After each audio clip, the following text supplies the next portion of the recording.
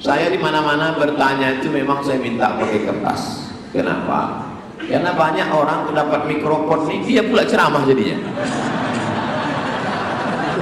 Nah, kemana-mana ceritanya. Nah, itu. Begitulah seriusnya jamaah mengetikkannya, memperintahkannya. Memang orang niat mau belajar, tiba-tiba kita sepelekan tak kita jawab. Cuma sakit hati dia. Jadi begini Pak Ustadz, mak belum apa-apa udah jadi begini.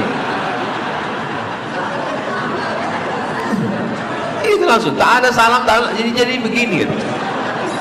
Jadi gini, aku udah nikah dari pakai aku pula. Kalau kita dulu sama Ustadz itu saya, sekarang kita pakai aku kan. Orang sekarang ini kasar perasaan. Aku udah nikah Desember 2019. Selama 4,5 tahun ini masih tinggal sama orang tua. Kalau bisa kalian jangan nikah. Jangan nikah. Jangan tinggal sama orang tua dan mertua. Habis nikah itu carilah rumah-rumah kontrak. Ustadz ngomong aja enak aja gitu, mentang Ustadz kan nggak pernah ngontrak. Saya ngontrak dulu di sini. Itu ada rumah PK. Saya pulang Agustus, September, Oktober rumah saya belum siap di Sukakarya, dia tinggal rumah beda. Saya bawa keponakan saya, istri saya lewat sini. Nah, disinilah aku ngontrak sama almarhum Muhammad. Jadi ngontrak itu tidak hina. Jadi nikah jangan, karena kalau di rumah nanti kalian akan didikte, tak tahan, macam Tom and Jerry dia di rumah. Jadi usahakan bilang sama dia, aku bukan tak sayang dengan kalian mak ya, tapi izinkan kami mandiri, kami mau kontrak sana, izinkan kami. Jadi belanja cemana? Belanja kirim juga lah. Nah, biar supaya bisa kalian hidup. Akhirnya bulan Juli 2024 saya beli rumah KPR subsidi take over, masih sisa 5 tahun lagi. Sebenarnya saya juga nggak mau ambil rumah yang masih ada utang ke bank, takut riba. Tapi keadaannya bikin saya dan suami akhirnya ambil rumah itu dan udah saya tempati juga. Saya juga berniat buat nabung dan cepat-cepat lunasi utang di banknya. Terus, masalahnya sekarang saya kadang overthinking. Saya takut Allah cabut keberkahan di hidup saya gara-gara utang bank ini. Saya takut terputus dari Nabi Muhammad karena dosa riba ini. Saya minta nasihatnya. Akad jual belinya sah, bukan batal, bukan fasid. Lalu bagaimana solusinya? Kalau ada aset yang bisa dijual untuk menutupi utang ini, tanya ke bank. Ini kan 5 tahun lagi, ya bisa tak kubuk ini? Katanya bisa, tutup kan bisa. Ada yang bisa dijual, entah petak tanah, entah apa, tutupkan. Tak bisa Pak Ustaz, kalau saya letupkan sana, meledak Hiroshima Nagasaki. Meletup satu ini, meletup semua. Cicil aja sampai lunas. Cicil sampai lunas, akan jual belinya sah. Bagi yang belum, jangan transaksi riba. Bagi yang sudah, cicil sampai lunas. Kok ada yang bisa dibom semakin cepat lebih baik. Macam mana ini kalau aku buat 2 tahun aja? Bisa, tapi tingkatkan bayarannya. Aku buat 2 tahun. Macam mana sekali? Bisa, tutup sekian juta, tutup. Tak bisa, tetap ikuti sampai lunas, selesai. Jangan buka lagi riba. Beralih ke bank syariah, BRK Syariah, Bank Riau Kepri Syariah. Kita orang Riau, tinggal di Riau, pakailah, hidupkanlah bank syariah kita. BRK itu perjuangan orang Riau, sudah 100% syariah. 3 bank di Indonesia ini BPD-nya yang syariah. Yang pertama Bank NTB, yang kedua Bank Aceh, yang ketiga Bank Riau Kepri. Bangga tidak bangga jadi orang Riau? Nah, beralihlah ke Bank Riau Kepri Syariah. Jangan lagi pakai bank konvensional. Alah, Ustaz Somad itu ngomong-ngomong, kami tengok videonya banyak juga dia ceramah di bank konvensional. Saya kalau diundang di bank konvensional saya datang, saya ceramah. Tapi yang saya ceramahkan situ, bekerja di sini duitnya haram, makan haram semua. Makanya saya kalau diundang ke bank konvensional itu wal awwal wal akhir. Itu yang pertama dan terakhir. Habis itu tak ada diundang orang tua. Sekarang ini udah tak ada lagi diundang. Dikasih orang tuh minum, tak saya minum. Kenapa? Duit bank konvensional haram. Dikasih orang tuh kue, tak saya makan. Dikasih orang tuh nasi, makan dulu Pak Ustaz. Enggak, saya haram makan bank konvensional. Dikasih orang tuh duit, saya ambil. Saya ambil, saya serahkan ke Yayasan Tabung Wakaf Umat. Ini ketuanya Ustaz Al-Nafina. Karena itu, bagaimana kalau Bapak Ibu menyimpan duit 10 miliar di bank konvensional, dapat bunganya? Bunganya tak boleh dibiarkan di bank itu. Bunganya itu diambil, tapi jangan dibawa pulang ke rumah. Serahkan ke lembaga yang dinikmati orang banyak.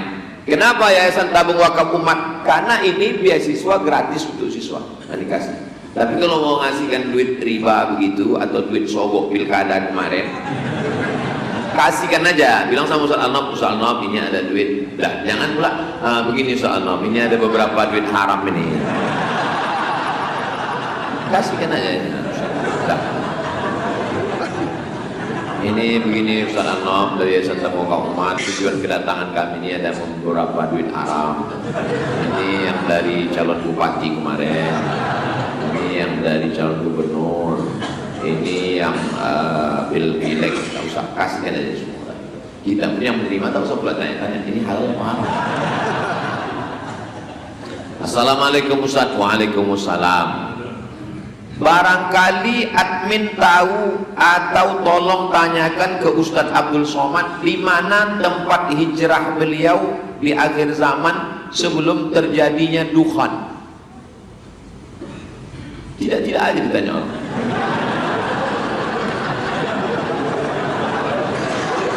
Turun dukhan itu asap. Begitu turun dukhan asap, semua orang baik-baik di dunia ini meninggal. Jadi kita insya Allah selamat dari huru hara hari kiamat. Karena sebelum salam Sahih Muslim 5. Allahumma inni a'udzubika min adzabi jahannam wa min adzabil qabri wa min fitnatil mahya, itu selamat, wa min fitnatil wal mamat wa min syarri fitnatil masiihid dajjal.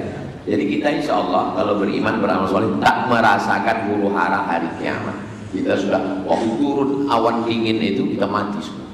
Terus husnul khatimah semua. Ustadz mau hijrah kemana? Saya tetap di sini. Saya tetap di Rimbo Panjang, tidak akan hijrah kemana-mana sampai mati saya di sini. Waktu saya lulus PNS dosen 2008 bulan November, lulus saya dosen. Di tahun yang sama saya diterima di KUPUS, College University Perguruan Agama Bandar Seri Begawan, Brunei Darussalam. Saya tanya emak, aku dua pilihan. Aku jadi dosen di UIN atau aku jadi dosen di Brunei. Apa kata emak? Hujan emas di negeri orang, hujan batu di negeri kita, lebih bagus lagi di kampung kita. Kau tetap di Riau. Memang betul batu terus. Sampai sekarang hujan batu.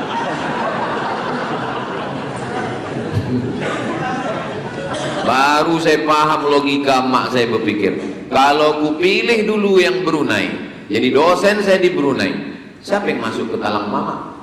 Siapa yang masuk ke bagan beliau? Siapa yang tablik apa? Logika orang tua itu memang kadang mereka dapat firasat. Ittaqu firasatal mu'min, takutlah kamu firasat orang beriman. Fa innahu yanzuru bi nurillah. Kalau untuk diri saya sendiri lepas. Kalau saya jadi dosen di Brunei Darussalam, dapat rumah dinas, mobil dinas, bini dinas. Selesai. Kerja saya rumah kampus, rumah kampus, rumah kampus. Tapi mati. Tapi ketika saya di sini, saya merasakan kepuasan batin. Setahun kami 3 kali keluar. Ke Bagan Benio bisa kami bangun pondok, sudah siap. Ke suku Talang Mama, ke suku Akit Pedalaman. Sekarang Ustadz Al-Nob buka 1 tahun laki-laki 25 orang gratis. 25, 150. Tempat saya yang perempuan 25. Duitnya dari mana Pak Ustadz?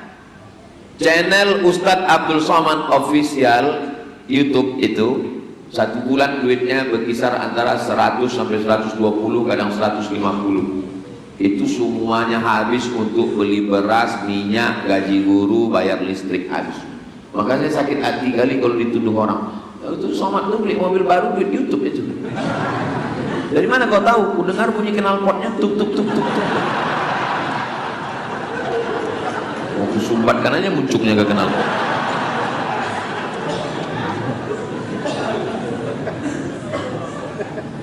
Datang kalian ke pondok tuh, tengok, tanya adminnya dari mana kalian dapat duit.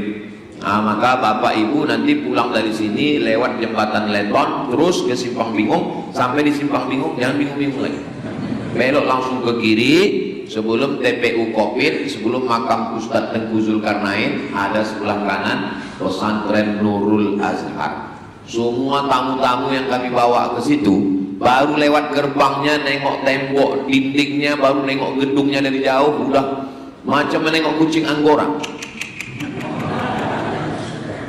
Ada satu bapak orang kaya belum masuk ke dalam, baru nengok pagarnya, apa kata dia? Aku senang kali nengok pondok ini, ambil tanah saya 2 hektar di sana, dapat lagi. Itulah kampus 2 yang sedang dibangun. Pulang dari sini kamu buat video endorsement.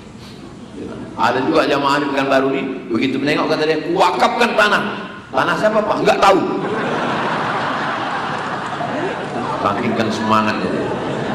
Macam-macam orang di Pekanbaru. Saya tetap di sini, tidak hijrah ke Makkah, tidak hijrah ke Madinah, tetap kita jaga. Insya Allah Allah menyelamatkan kita dari dajjal, dari kafir musyrik. Allahumma ansurna alal qaumil kafir. Ada link ceramah UAS, batasan umur anak laki-laki bisa jadi mahram safar bagi ibunya atau anak laki-laki umur 11,5 tahun. Anak laki-laki umur 11 tahun sudah akil balik, asal dia sudah mimpi maka akil balik. Perempuan secara umum 9 tahun sudah maaf cakap menstruasi, sudah bisa jadi mahram ibunya safar. Kalau ada link ceramah UAS bantu infokan. Kalau ada, bagi saya sudah tahu admin, ada anak masih 10 tahun lebih pintar dan cerdas dari anak yang sudah balik. Di mana itu? Coba cari infokan linknya, kajian UAS admin, kajian mahram di YouTube. Perempuan musafir untuk haji tanpa mahram, tak ikut suaminya, tak ada ayahnya, tak ada atuknya, tak ada abangnya, kata Imam Nawawi boleh. Syarat pertama, perjalanannya aman. Yang kedua, ada perempuan-perempuan yang amanah di situ. Itu maka ibu kalau pergi umroh tak ada mahram tetap boleh. Kenapa? Perjalanannya aman. Beda zaman dulu naik onta dari Makkah ke Madinah, takut perampok di tengah jalan. Mesti ada suami, mesti ada abang, adik, ayah, pakcik, atuk. Kalau tak ada, siapa yang menolong dia? Dia mau pergi ke toilet ke balik-balik bukit, siapa yang menemani? Zaman sekarang ada security, ada polisi, aman, tidak ada fitnah. Tapi perempuan-perempuan yang bekerja di kantor, jaga kehormatan suami. Ustadz Somad, istri saya ini dilarikan kepala dinas. Kenapa bisa begitu pak? Mereka keluar kota, saya yang mengantar ke airport. Saya bilang sama pak kepala dinas nih, ku titipkan istriku ya pak. Betul-betul dijaganya pak Ustadz. Kenapa kau latah? Kalaupun terpaksa ibu harus keluar kota, jangan dengan laki-laki yang tak mahram.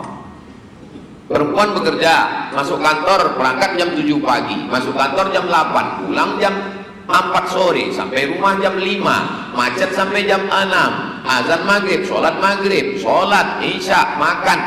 Sama suaminya cuma 3 jam, 9, 10, 11. Sama laki sendiri 3 jam, sama laki orang 10 jam. Akhirnya apa kata orang barat? Witing trisno jalaran suko kulino. Cinta tumbuh karena sering bersama. Berawal dari tukaran nomor, merasa nyaman, akhirnya terjadilah apa yang terjadi. Tapi kalau ditegur Ustadz, kenapa kau berdua-duaan makan siang berjalan? Udah macam abang saya, udah macam pakcik saya, udah macam, berawal dari macam, berakhir dengan macam-macam. Waspada. Saya seorang wanita bekerja, umur saya 40 tahun. Dulu pernah terpikir untuk menikah sambil kerja, karena saya lebih mendulukan karir, maka saya undurkan tidak menikah. Karir dulu baru nikah. Sampai keluarga banyak yang membuli saya. namun sampai sekarang kecil rasanya hati untuk menikah. Pertanyaan saya, apa saya berdosa atau apa solusinya? Nikah ini tak usah panjang-panjang pikir, mau dia mau, kita jadilah itu. Jangan sampai cinta kelapa, kita cinta orang tak apa-apa. Dari mana datangnya cinta? Dari Facebook turun ke WA. Dari mana datangnya kecewa? Waktu jumpa mukanya beda.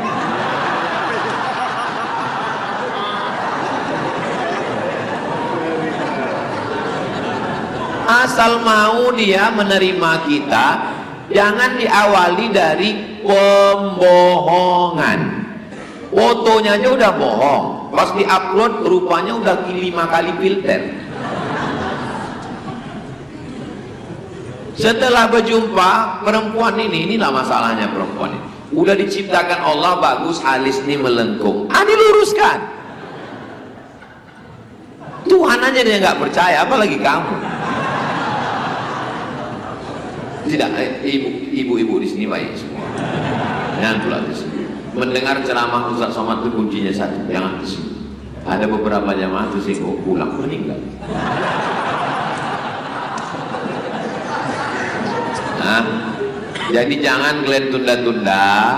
Perempuan ini begini, dia masuk kantor jam 8, ya kan, nunggu busway di jalan, keluar dia dari rumah jam 7. Pas jam 7 lewat busway, pas lewat, penuh kali busway-nya, nantilah. Nah, 7.15 lewat taksi. Alah, tak pakai AC pula, nanti berkeringat. Ayolah, 7.30 lewat busway lagi. Ya ada tempat duduk berdiri, enggak lah.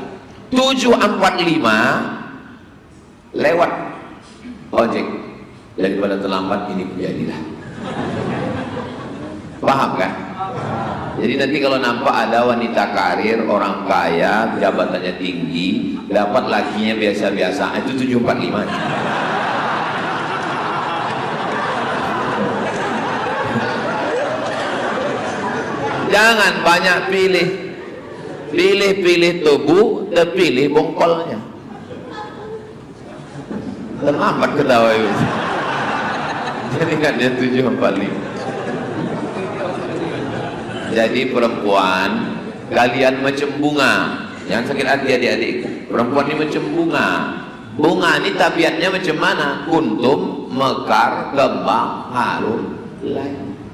Perempuan puncak cantiknya 25, habis itu dia lain. Beda sama laki-laki. Kami ini puncak kuntumnya itu 40. Saya ini sedang puncak-puncaknya nih sekarang.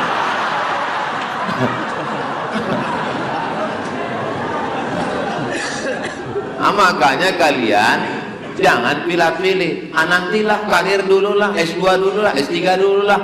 Pala selesai ditengok muka. Tuh. Akhirnya kemana? Akhirnya pergi ke klinik kecantikan. Suntik ini naik, suntik ini naik, suntik ini naik, suntik ini naik. 2 bulan turun balik.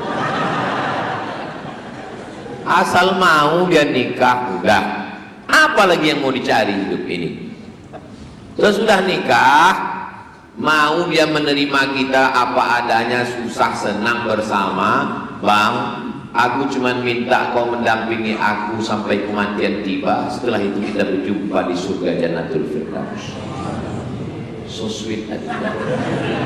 Aku nih bang S2, S3, anak orang kaya, duitku banyak. Jangankan gajiku, nyawa aku kasihkan ke aku, ambil. Tapi kalau kau macam-macam, satu kesalahanku dalam hidup ini bang, apa dia? Mencintai.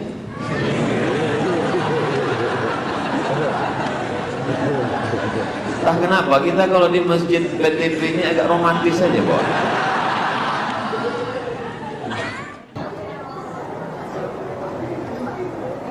Saya mau tanya tentang fikih sholat.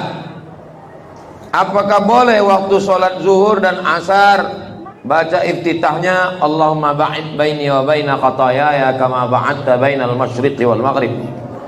Salat maghrib dan salat isya, salat subuh, iftitahnya Allahu akbar kabira walhamdulillahi katsira subhanallahi bukratan wa asila.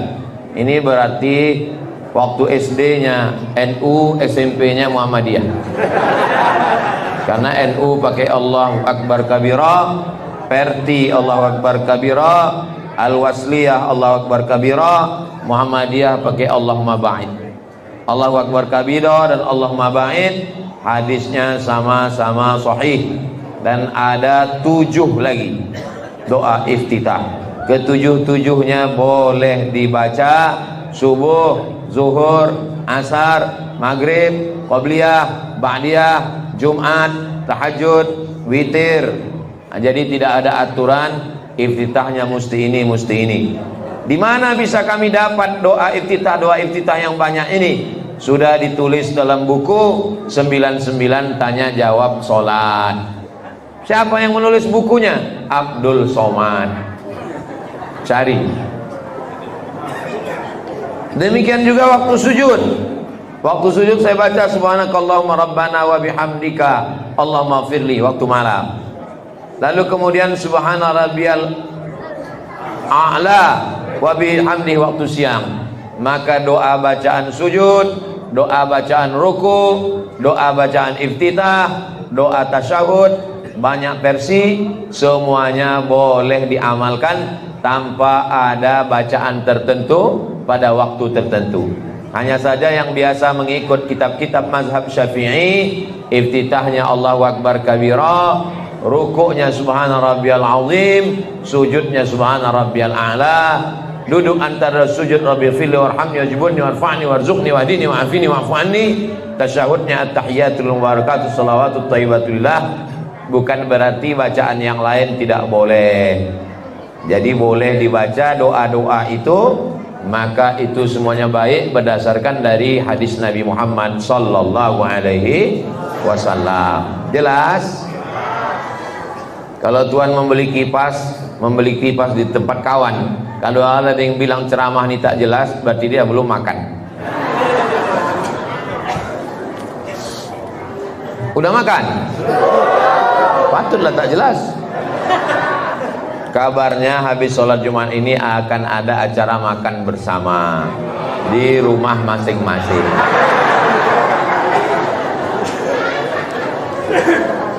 Saya membawa teman ke showroom untuk beli mobil. Saya tahu kawan saya ini beli secara kredit dengan bank konvensional. Setelah ACC pembelian, pihak bank memberi saya 4 juta. Apa hukum duit itu Pak Ustadz? Haram. Kenapa haram? Karena berkontribusi dalam transaksi riba. Mana dalilnya? La'anallahu akilar riba.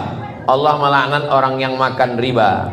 Wa katibahu, yang menulisnya, pegawai-pegawai yang menulis. Wa syahidaihi, wa mukilahu, orang yang diwakilkan, orang yang dikasih makan duit riba, anak bini yang makan riba. Wa syahidaihi, 2 orang yang jadi saksi. Waktu itu transaksi ada saksi, saksi pun kena. Kulluhum sawa, semuanya sama. Tidak ada alasan orang Riau masih lagi pakai riba, karena Bank Riau Kepri sudah berubah menjadi bank syariah. 3 bank syariah. Bank daerah yang jadi bank syariah total. Pertama, Bank NTB, kedua Bank Aceh, ketiga Bank Riau Kepri. Tak ada alasan. Kalau tinggal di Amerika, di Australia, kenapa kau pakai konvensional? Tak ada bank syariah. Tapi di Riau tak ada alasan. Beralihlah ke bank syariah. Jadi yang udah temakan duit 4 juta ini, ambil duit 4 juta, serahkan ke lembaga yang dinikmati orang banyak, masolih ammah. Kalau bapak ibu punya tabungan di bank 1 miliar, dapat bunganya. Bunganya tak boleh dibelikan ke makanan, tak boleh dibelikan ke minuman, tak boleh untuk ganti ban mobil, tak boleh untuk buat pagar, tak boleh untuk beli baju. Lalu kemana bunganya? Serahkan ke masalih ammah, kepentingan umum. Mana kepentingan umum? Masjid. Yang punya banyak duit riba datang kemari, serahkan ke Masjid Taufik wal Hidayah. Yayasan Tabung Wakaf Umat, habis jembatan Leton sampai Simpang Bingung belok kiri ada pesantren Nurul Azhar, Yayasan Tabung Wakaf Umat. Kasih. Waktu nyerahkan duit itu kasih aja ke Ustadz Al-Nom. Jangan bilang, Ustadz Al-Nom ini ada duit haram nih sedikit. Nggak usah, kasih aja.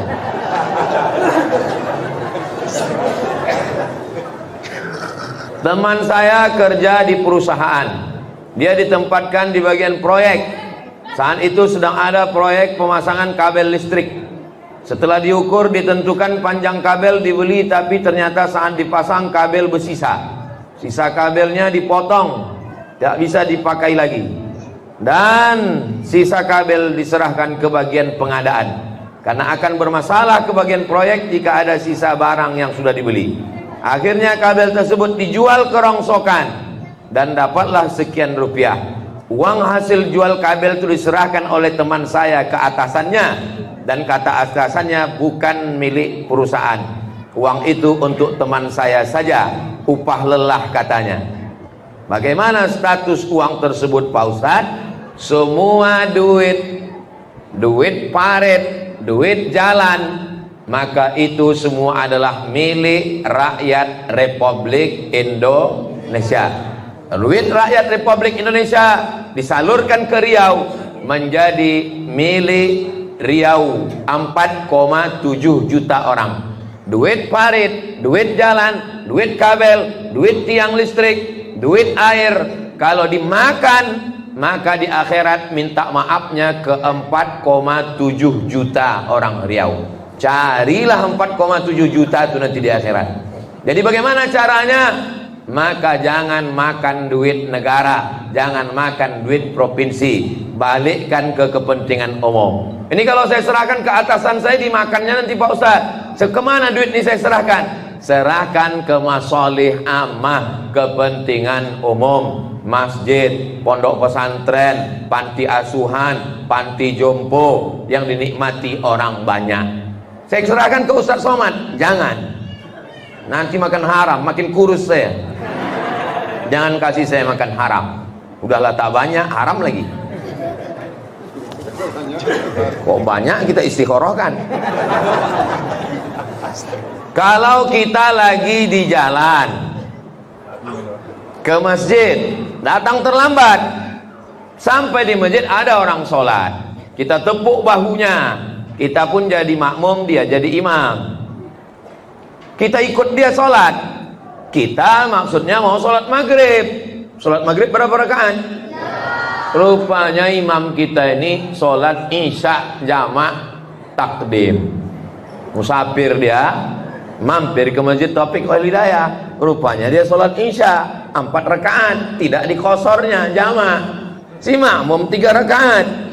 Waktu rakaat 1 ikut, rakaat 2 ikut, rakaat 3 si makmum selesai, hanya 3 rakaat. Si imam 4 rakaat. Kalau diikutnya berarti maghribnya berubah jadi 4 rakaat. Mana ada maghrib 4 rakaat? Nah, semana pilihannya? Hebat penanya nih, dikasihnya pula saya 4 jawaban, A, B, C, D. Rasa-rasa ujian ikut tes CPNS saya sekarang. A, apakah tetap mengikuti sholat imam 4 rakaat dan tak perlu mengulang? Tidak, karena tidak ada sholat maghrib 4 rakaat. B, setelah sholat jamaah kita ulangi lagi sholat maghrib, ikut aja sholat sama dia. Habis itu nanti selesai sama dia sholat, kita sholat lagi maghrib. Sholat yang tadi jadi sholat isya, sholat maghribnya sholat i'adah. Sholat yang tadi dianggap tidak sah karena 4 rakaat, yang ulang lagi adalah namanya sholat i'adah. Sholat itu 3. Pertama sholat ada, usolli fardhu subhi raka'ataini adahan. Yang kedua sholat qadha, usolli fardhu maghribi salasa raka'atin qadhaan. Yang ketiga sholat i'adah, sholat yang diulang karena tak cukup syarat. Misalnya selesai sholat, gatal siku, rupanya ada kulit ikan mas.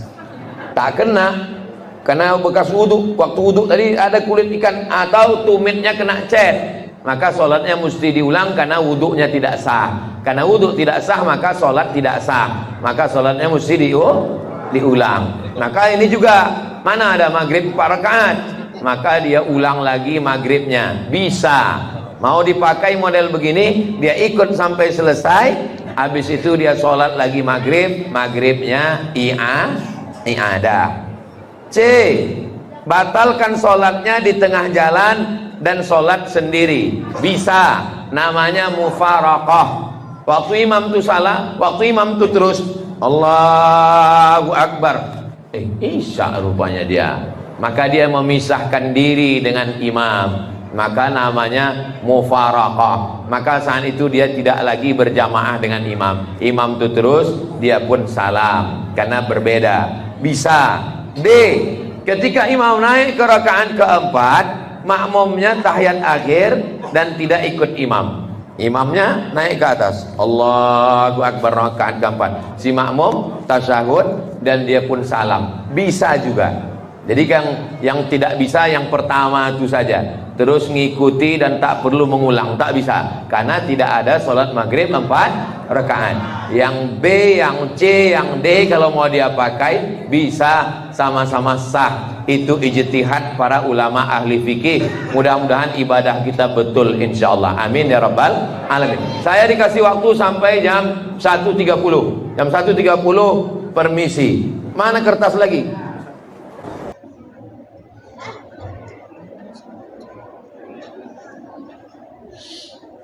Apakah termasuk ghibah jika kita membicarakan aib seorang pemimpin dengan maksud menghentikan kemungkaran yang dilakukannya?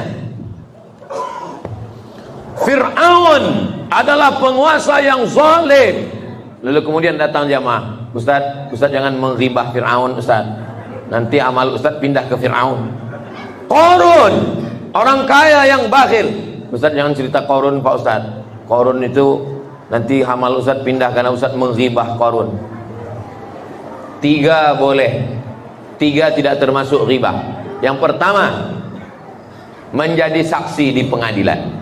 Saya hakim bertanya ke saksi, hai saksi, betul kamu tengok dia berzina? Saya takut jawab Pak Hakim, nanti ghibah. Datang hakim itu diambilnya martil, pukul kena ke kepala. Oh bodoh. Saksi di pengadilan boleh. Yang kedua, bertanya hukum ke Ustaz. Assalamualaikum Ustaz. Waalaikumsalam. Aku mau bertanya tentang ulah lakiku Pak Ustaz. Apa ulah laki ibu? Itulah Pak Ustaz, aku tak bisa cerita karena ini takut ribah Pak Ustaz. Gimana aku mau jawab? Boleh kalau untuk bertanya. Yang ketiga, liihqaqil haq wa ibtalil batil, untuk menunjukkan yang hak itu adalah hak dan untuk menunjukkan yang batil itu adalah batil. Tapi kita tinggal di negara Kesatuan Republik Indonesia, jangan fitnah, mesti ada bukti. Kalau tidak bisa dituntut penyebaran, pencemaran nama baik, penyebaran isu. Jangan sebar isu, jangan sebar hoax, apalagi mau dekat-dekat pilkada. Jangan termakan isu, tetaplah makan.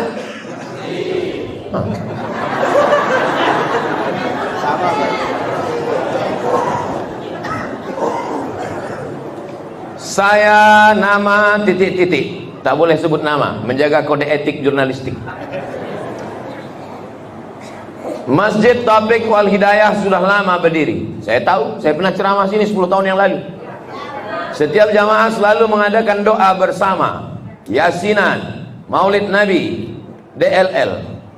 Tapi sekarang ada sebagian mengatakan hal itu bid'ah, paham kuno, pengikut ajaran orang tua, agama keturunan. Apakah benar orang kita dulu mengikuti ajaran salah dan sesat?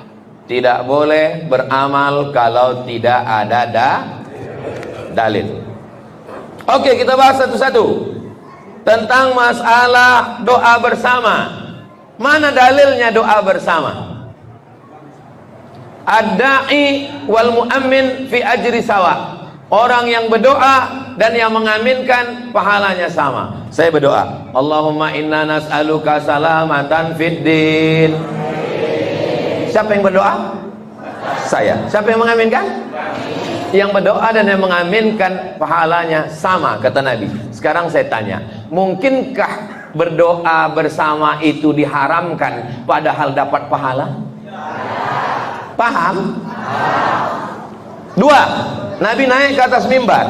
Mimbar Nabi itu 3 tangga. Cie, 2, 3. Waktu di tanggonan pertama, amin, kata Nabi. Tanggonan kedua, amin, kata Nabi. Tangga yang ketiga, amin, kata Nabi. Kata sahabat, tak ada angin, tak ada hujan, kenapa kau bilang amin, amin, amin? Karena tadi ada Jibril berdoa. Kata Jibril, dan liman adraka Ramadan falam yughfarlah. Celakolah orang yang jumpa Ramadan tapi dosanya tak diampuni. Amin, kata Nabi. Yang kedua, dan liman adraka walidahul kibara ahaduhuma aw kilahuma falam yudkhilahul jannah. Celakalah orang yang jumpa kedua orang tuanya sampai tua tapi tak berbakti, tak masuk surga. Amin, kata Nabi. Yang ketiga, celakalah orang yang disebut namamu tapi dia tak berselawat kepadamu. Amin, kata Nabi. Pertanyaannya, adakah yang berdoa dan yang mengaminkan dalam hadis ini? Siapa yang berdoa? Jibril. Siapa yang mengaminkan? Jelas? Enak kalau ceramah di tempat orang cerdas. Jamaah-jamaah Taufik Wal Hidayah ini cerdas-cerdas semua. Tentang berdoa bersama ada dalilnya. Mana dalil lain? Qad ujibat da'watukuma, doa kalian berdua sudah dikabulkan. Yang berdoa Nabi Musa, yang mengaminkan Nabi Harun. Tapi dalam ayat itu dikatakan doa kalian berdua dikabulkan. Siapa yang berdoa? Nabi Musa. Siapa yang mengaminkan? Nabi Harun. Doanya dikabulkan Allah. Doa berdua lebih makbul daripada sendiri karena berjamaah. Jadi tentang doa bersama ada dalilnya? Saya hanya nunjukkan dalil aja. Masalah mau tak bisa kita paksa. Saya cuma nunjukkan calon gubernur aja. Masalah mau tak bisa kita paksa. Jangan fokus ini dulu. Tentang masalah yasinan, membaca yasin bersama-sama. Yasin wal Qur'anil Hakim innaka laminal mursalin. La aqulu alif lam mim harf. Alif lam mim tidak dihitung satu huruf. Alif satu huruf, lam satu huruf, mim satu huruf. Setiap huruf dibalas 10 kebaikan. Yasin wal Qur'anil Hakim. Dapat pahala atau tidak dapat pahala? Dapat. Berapa huruf? Wakeh tenan. Ada orang Jawa sini? Pripun kabare? Ape? Banyak juga orang Jawa.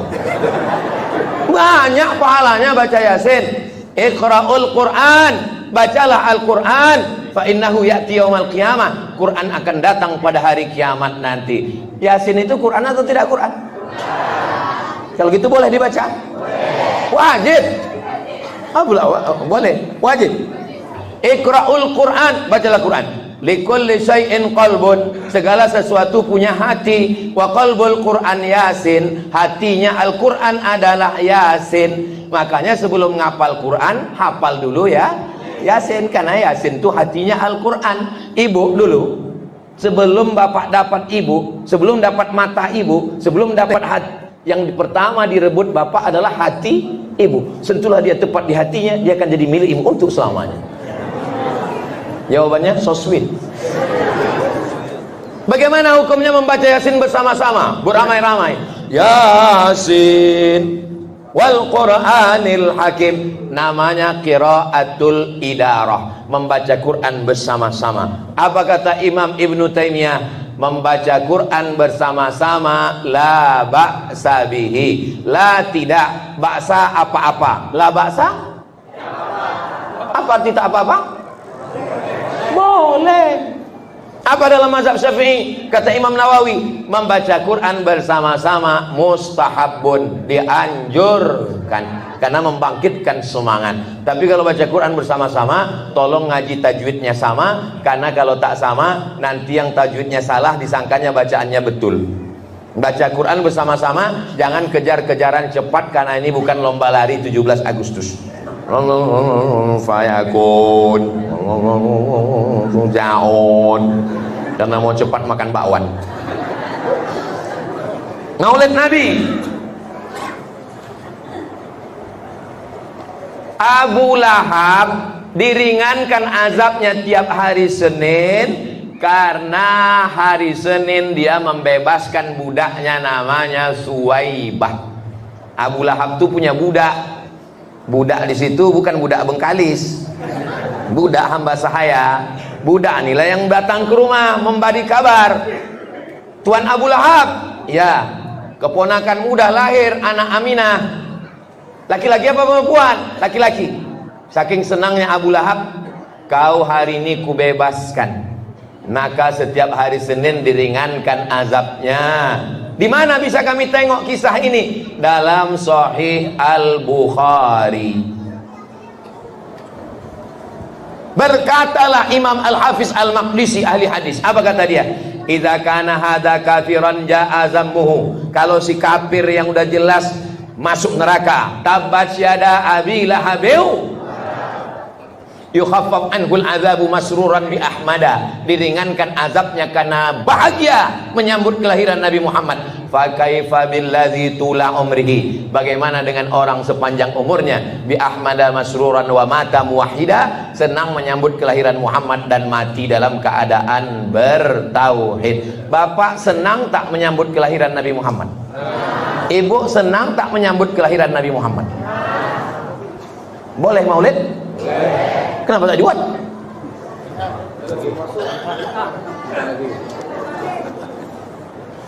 Bid'ah itu kalau tidak ada dalil sama sekali, dari jauh dari dekat baru bid'ah.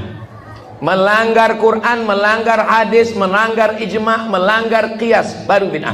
Selama masih ada dalilnya maka tidak bisa disebut dengan bid'ah. Doa bersama ada dalilnya, baca Yasin bersama ada dalilnya, tahlilan ada dalilnya, Maulid Nabi ada dalilnya. Maka kalau ada orang membid'ahkan, bid'ah, buat aja, kuat-kuatan aja. Kuat dia bilang bid'ah, capek kita, batal acara. Kuat dia bilang bid'ah, kita buat 40 hari, capek dia, bid'ah. Ustadz buat bid'ah, kami buat Maulid Nabi di pondok, bagi nasi kotak 1.500. 500 dari Ustadz Al-Nob, 1.000 dari saya. Pukul gendang, tolak, capek. Bid'ah. Mati, berdatangan beribuan orang. Nanti tahun depan kita buat maulid di Jalan Sudirman, dari mulai tepi Sungai Siak sampai ke airport. Nanti kita buat di syuting pakai helikopter dari atas, biar supaya yang membid'ahkan maulid langsung pingsan, naik darah tinggi, mati dia langsung. Setuju? Banyak yang setuju nih.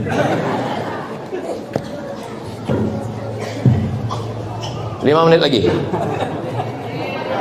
Setiap suami saya hari ulang tahun ada merasa takut dalam diri saya, berarti kami tidak lama lagi akan selalu bersama. Kenapa nunggu ulang tahun? Rupanya malaikat maut itu datang nunggu ulang tahun. Jaga 4 sehat 5 sempurna, habis jogging mati. Jaga 4 sehat 5 sempurna, habis makan sambal belacan mati. Kenapa pula takut nunggu ulang tahun? Saya tak pernah berpikir ulang tahun. Setiap malam saya tidur, bismika Allahumma ahya wa amut. Mati aku malam, masih hidup, berarti Allah izinkan aku beramal. Apa pula nunggu ulang tahun? Kelamaan, besti.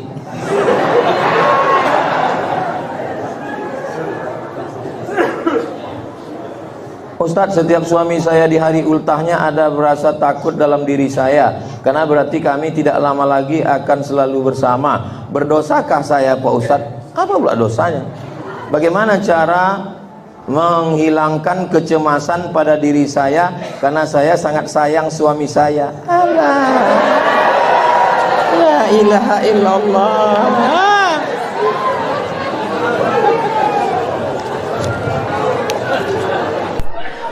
Sekarang coba balik. Itu tadi ibu kan bilang kalau laki mati dulu. Kalau ibu mati dulu, Sekarang ku tanyalah bapak, gimana kalau ibu itu mati dulu pak? Sekarang ku tanya, kalau mati bapak ini ibu mau ikut?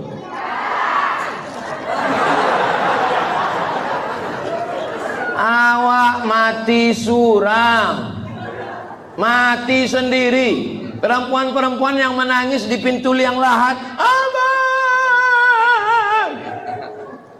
Ada yang mau masuk ke dalam liang lahat? Putih biji mata ambola mencari orang mati. Tidak ada orang mau masuk ke dalam. Tidak ada orang mau masuk ke dalam. Sandiwaranya aja itu. Abang, pasti tanya kenapa menangis sih? Ketek mana warisannya? Cinta ibu kepada bapak mantap. Tapi ingat, ada yang lebih cinta kepada bapak, Allah Subhanahu wa ta'ala. Ibu yang sangat menyayangi bapak, bagus. Berarti ibu adalah bidadari surga yang dikirim Allah Subhanahu wa ta'ala. Ini yang di hadapan saya ini semuanya bidadari-bidadari surga. Bapak nanti pulang bilang sama istri, you are my angel. Kau adalah bidadari surga. Tapi aku gemuk bang, katanya. Kau memang bidadari surga, tapi diturunkan di dekat restoran.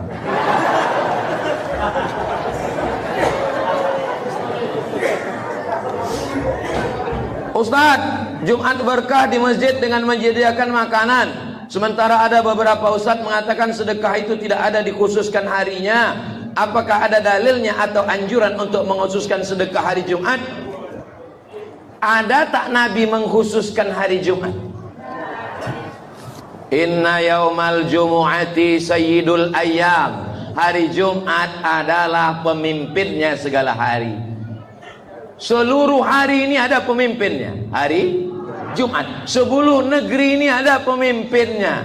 Maka seluruh nabi ada pemimpinnya, Sayyidina Muhammad sallallahu alaihi wasallam. Maka berselawat hari Jumat, bersedekah hari Jumat afdal, baik. Apa salahnya? Bukan berarti hari lain kita tak bersedekah. Maka silakanlah buat sedekah Jumat, bagi-bagi makanan hari Jumat, nasi kotak hari Jumat. Saya dulu waktu kuliah di Malaysia, sholat Jumat di Masjid Universiti Kebangsaan Malaysia, itu di teras itu ada nasi lemak, ada pisang betandan-tandan. Itu maka anak-anak muda banyak datang ke masjid. Tempat kita ada orang bersedekah dilarang pula. Jangan sedekah hari Jumat. Orang dulu sengaja memasang kerupuk, nasi lemak, nasi uduk di tenda di samping masjid supaya orang datang, menarik orang datang. Sekarang udahlah tak bersedekah, melarang orang pula. Bid'ah, bid'ah, bid'ah. Campakkan ke Sungai Siak itu. Lanjutkan sedekah Jumat. Baik, berkah. Mudah-mudahan diberikan Allah keberkahan rezeki. Kenapa Ustaz berapi-api ceramah di masjid Taufik Wal Hidayah? Apa tak berapi-api? Panasnya minta ampun. Tak hidup tak tidak AC orang. AC sampai 10. Sebalai 2 balai. Banyak orangnya, jadi tidak sesuai lagi. Berdosakah seorang istri selalu dituntut suami untuk minta maaf, sementara suami tidak mengakui kesalahannya? Jadi suami, jadilah suami yang manusia, bukan malaikat. Suami pernah salah, istri pun juga pernah salah. Bilang kalau saya salah. Ada seorang suami mengaku sama bininya, "Dek, ya bang, aku tadi malam mimpi kawin lagi." Kata istrinya, "Kau tidur lagi, mimpi lagi, ceraikan dia." Kok parah banget. Gimana caranya mau mimpi? Memang mimpi bisa di request. Jadi laki-laki juga jangan melampau, perempuan juga jangan melampau, karena kita sama-sama manusia. Ustaz, kalau Ustaz salah pernah Ustaz minta maaf. Saya minta maaf. Kita sebagai laki-laki jangan minta maaf. Ya saya tidak maaf pakai lisan. Kalau saya minta maaf, hilanglah harga diri saya. Maafkan aku Adinda. Wih. Saya kalau minta maaf pakai WA. Maafkan abang ya. Itu. Jadi nggak jatuh kali harga diri kita. Saya manusia, bisa juga saya salah. Kadang lupa ke saya jadwal. Bukan berarti laki-laki itu benar. Kalau suami ibu benar terus tak pernah salah, berarti suami ibu malaikat. Kalau istri bapak benar terus tak pernah salah, berarti selama ini bapak nikah sama malaikat. Kalau istri bapak salah terus tak pernah benar, berarti dia setan. Kalau suami ibu salah terus tak pernah benar, berarti dia genderuwo. Pernah benar, pernah salah, berarti dia Ini yang di hadapan saya ini malaikat atau manusia? Manusia. Pernah salah, pernah benar. Tapi laki saya ini Pak Ustadz lebih sering salah daripada benar, setengah setan. Bagaimana cara menagih hutang ke mantan? Mohon penjelasannya Pak Ustadz bagi orang yang tak mau bayar hutang.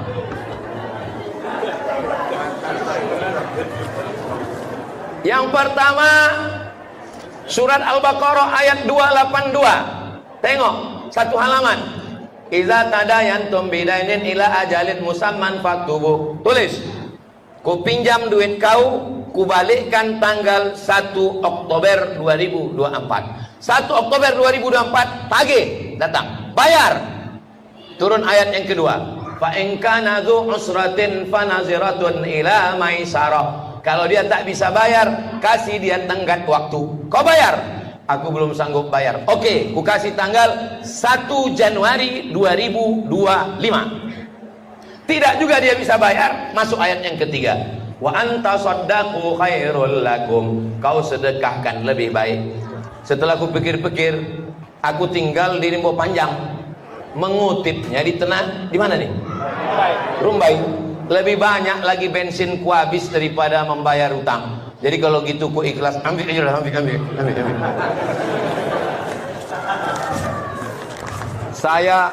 Saya berfoto di rumah orang di Bogor.